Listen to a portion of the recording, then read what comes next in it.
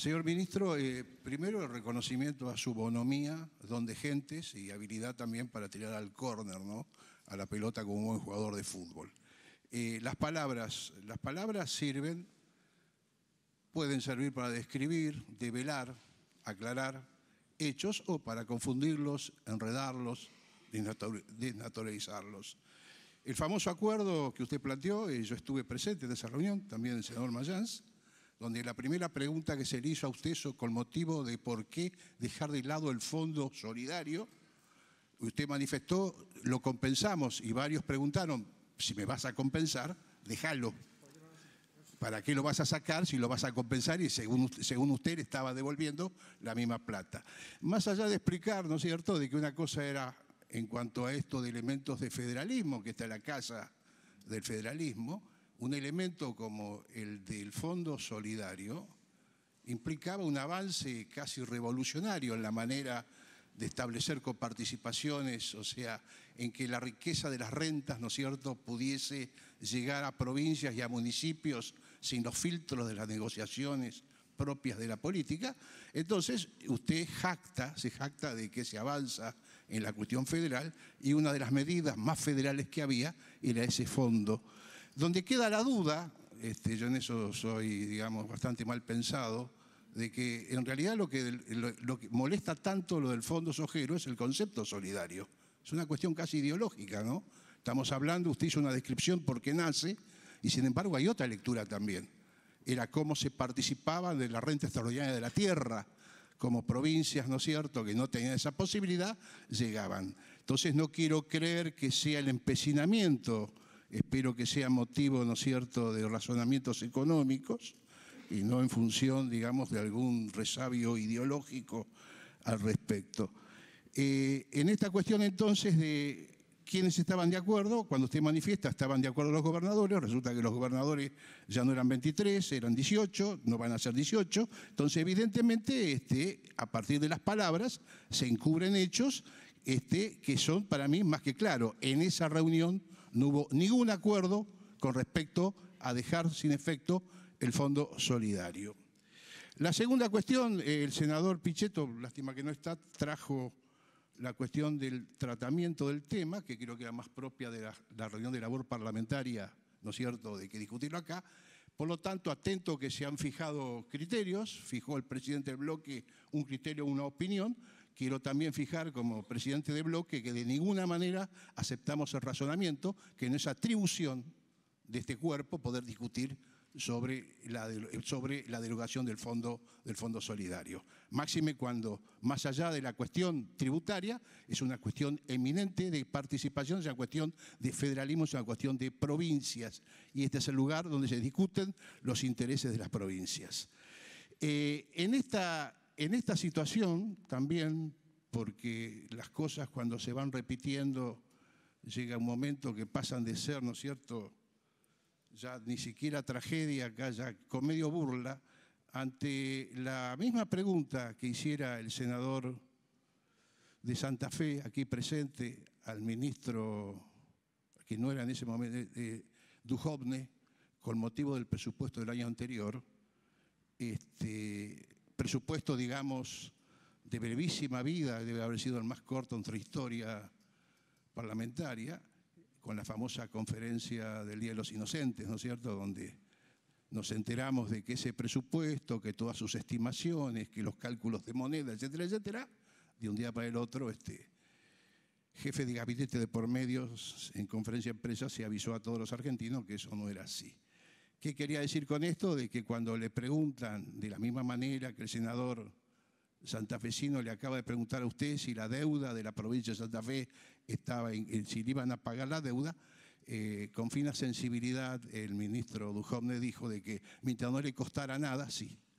Esa fue la respuesta, estábamos presentes los senadores, mientras no nos salga nada, estaba con animus iocandi en ese momento el ministro, porque evidentemente no había visto el desquicio que se venía propio de su propia torpeza también.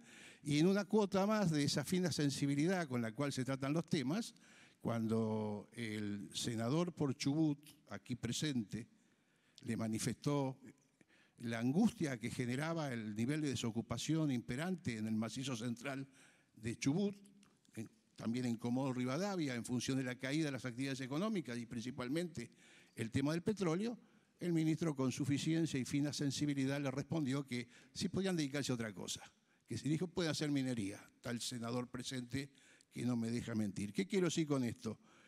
Podemos decir los números que queremos, podemos hablar de equilibrios, pero hay un dato de la realidad incontratable, que ni siquiera en aquellas medidas mínimas que implicaban, ya no le digo audacia, implicaban sentido común, es decir, obligar a liquidar, ¿no es cierto?, los recursos de exportaciones en un plazo y en el territorio, ni siquiera eso han hecho, no se han equivocado nunca en ninguna medida.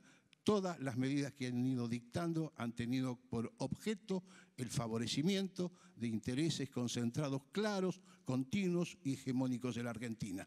Y tal es así que este presupuesto, como toda esta legislación que uno llama de casabobo, como fue, ¿no es cierto?, la reparación histórica, como es, ¿no es cierto?, la ley Balá de los PPPA, ¿no es cierto?, ¿se acuerda APP en televisión, el Carlitos Balá, la ley de participación pública-privada, que se entraba a hacer perder el control mínimo, ¿no es cierto?, sobre la obra pública por parte del Estado, en esta política permanente de desbandar, desarmar controles, en una política, ¿no es cierto?, ante los grupos económicos que tienen el negocio energético en la Argentina, la colonización de los entes reguladores, por sus propios CEOs y funcionarios, que si toda esta película ya la hemos vivido y con todo respeto señalando de que el núcleo central de lo que no se ha hablado acá de este presupuesto, y que esa es mi pregunta, es, ¿no es cierto?, el tema de las partidas asignadas para el pago, ¿no es cierto?, de los servicios de la deuda.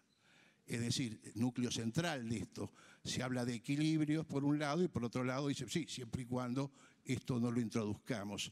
Entonces, la pregunta que estoy haciendo con eso es, si ustedes consideran, ¿no es cierto?, que al aprobar este cuerpo, la media sanción de diputado al respecto, y convalidar, ¿no es cierto?, esa estimación presupuestaria que ustedes hacen, se está revalidando, convalidando lo que ha sido el manejo de nuestras finanzas en las negociaciones, y evitando, ¿no es cierto?, la apertura de cuestionamientos hacia el futuro. ¿Eso es lo que ustedes entienden? O en realidad, ¿no es cierto?, tienen otra explicación que darnos en función de cómo presentan esos números. Nada más que eso. Gracias, senador. Antes de darle la palabra al ministro, vamos a comenzar a pasar a la firma del dictamen de presupuesto. Ministro. Sí, dos aclaraciones. Primero, juego al fútbol, pero no la tiro al córner, me gusta salir jugando de abajo. Y segunda aclaración, me equivoqué. No son 18 las provincias que firmaron, son 19, porque el gobernador de Chubut también firmó, después de largas conversaciones, la adenda al consenso hace unas semanas. Y también el gobernador de Santa Fe probablemente lo haga una vez aclarado el tema de las mutuales y de las cooperativas. Por lo menos eso es lo que conversé con él en varias oportunidades, con lo cual serían 20 las provincias que firman la adenda, que básicamente, entre muchas otras cosas, hace referencia al equilibrio del presupuesto que se está discutiendo hoy en esta casa.